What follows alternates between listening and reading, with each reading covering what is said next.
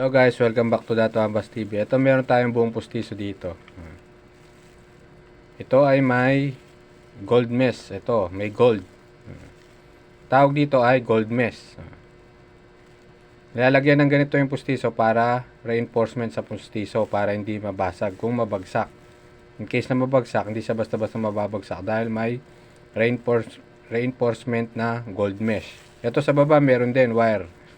Wire naman siya, wire reinforcement kapag sa baba. Kapag sa taas, gold mesh o kaya ang tawag dito gold mesh no? Yun na, tinatanong nila kung pwede ba daw isang la ito. Meron nagchat sa akin na sir, yung lola ko merong pustiso, may gold sa loob yung pustiso niya at clear daw yung base dito sa likod, no? Yun ang sabi ko, hindi yon nasasangla. Itong ginto na to ay hindi nasasangla. Ito ay tubog lang, plated, gold plated lang. Hindi siya gold talaga, no?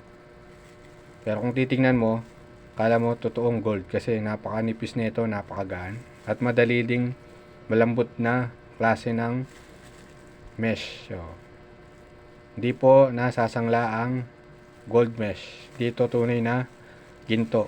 Yung mga sinaunang panahon noon, may mga ngipin na totoo talagang ginto. Yung mga 1800s, kasi dati wala pang mga metal na ganun na ginagamit. Ang ginagamit yung mga gold talaga na para sa ngipin. Ito, yan.